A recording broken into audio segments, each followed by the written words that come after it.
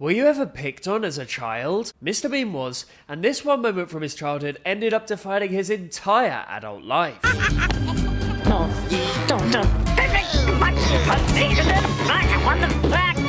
This is super sad. As this person wonders, I actually cried at the part where the two thieves bullied Bean. I mean, what did Bean do to them? If you were bullied as a child, you'll know that it impacts you way beyond childhood, far into your adult years. It's unsurprising then that, due to this trauma, Bean grew up to become a social outcast. He wears a suit and tie, despite having no discernible job. He finds it incredibly challenging to even use the English language to communicate meaning. And his best friend? Well, you know all about Teddy, don't you? How did we get here, Mr. Bean? I mean, what made you the man, child, you are today? Was it this one horrific incident of childhood bullying? Or was there something else? The flashback clips in the episode Young Bean provide a jigsaw. Let's use them to piece together the early years of this most curious of human beings. The flashbacks begin when Bean finds an old plushy head in his attic. And no, it doesn't belong to the iconic Teddy. Indeed, before there was Teddy, there was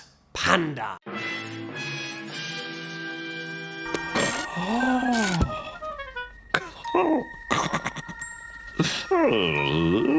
Bean's memory then transports him back in time to his halcyon days, when he had not one friend, but two.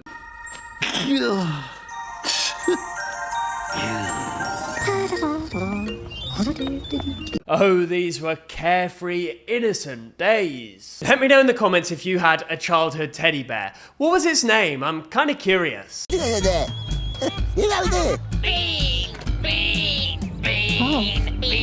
Sticks and stones may break my bones, but words will never hurt me. Anyone that's actually been verbally abused knows just how untrue this really is. Poor young Bean, and it's about to get worse.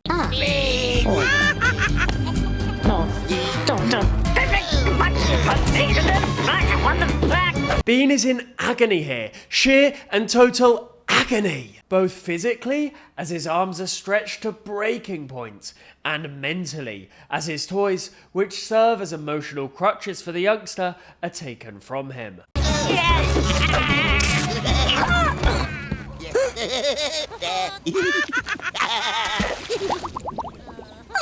And it's not just a toy being destroyed, it's so much more than that. As an adult, Teddy is genuinely Bean's best friend, so one can only imagine how much Panda meant to the child version of this lovable legend. The thieves, by the way, are just absolutely disgraceful. They're not content with beheading Panda, no, then they go on to kill, to end the life of a real-life kitten. Or at least, they try to. And not just any kitten either. They pick on baby Scrapper. Look how cute this guy is. You'd have to be a truly heinous creature to want to hurt something so adorable. Picking up a cat by the scruff of its neck really hurts it, by the way. Please, never do that.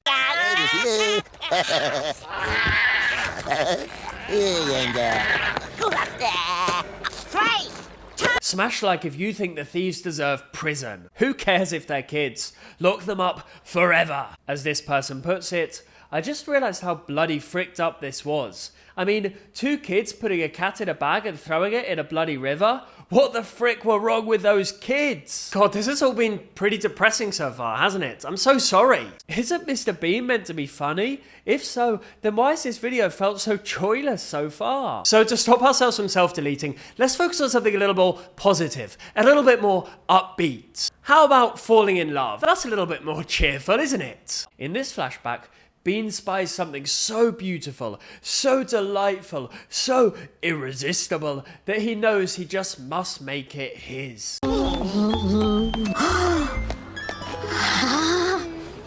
Go for it, young Bean. Follow your heart's desire.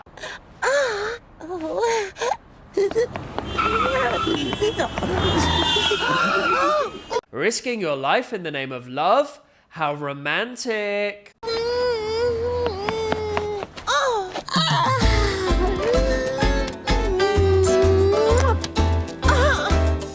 Young Bean would actually be proud of his older self, Because, as an adult, Bean fulfills this childhood dream. He acquires a green Mini Cooper. Young Bean should be proud of his resourcefulness. Despite the horrific, life-changing bullying that we saw at the beginning of the video, Bean does not back down. He takes matters into his own hands, and he gets revenge. Sweet, sweet, sweet revenge. Did I mention the revenge was sweet?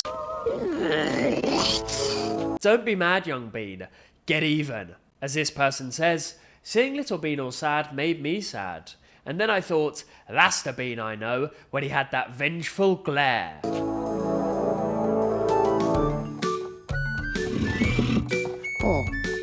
That's what I like about Bean. He doesn't put his wishbone where his backbone should be. Be like young Bean, Snipe Snappers. Be just like young Bean. Stand up for yourself, always.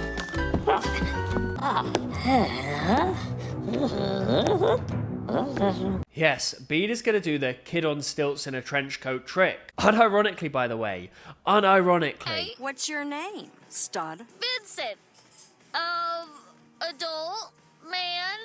Vincent Adult Man. Before we see young Bean enact his revenge, did you know that in this episode we also get to learn Mr. Bean's full name? Yes, it's on his bedroom door. Drum roll, please. Are you ready for the greatest secret reveal in the history of Mr. Bean video essays? Of which there are almost zero, meaning I win by default anyway, even if this reveal is crap. Bean's full name is Bean.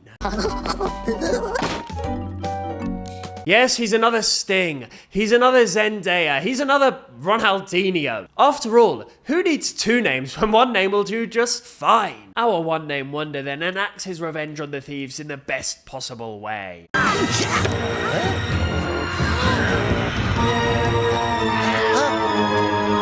The choice is simple. Return Teddy or die. You have 10 seconds.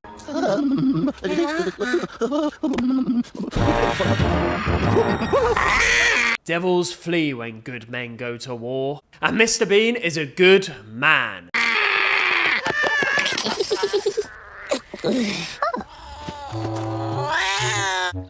Bean not only saves himself, he saves baby Scrapper too. Not that Scrapper appreciates what Bean has done for him. As this user puts it, I always felt so bad for Bean. Here, he rescued the cat, and the cat thinks it was him who put him in a bag. No good deed goes unpunished.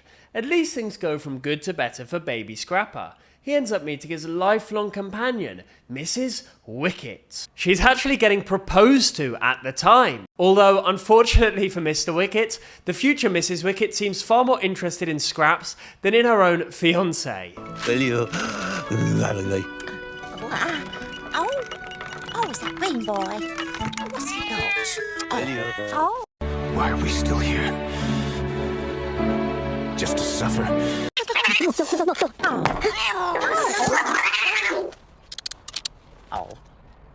Oh, but that's so cute.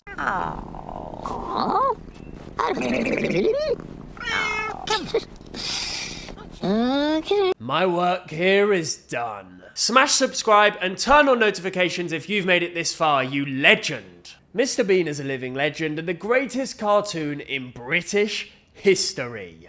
Thank you for watching. Snipe, Snap, out.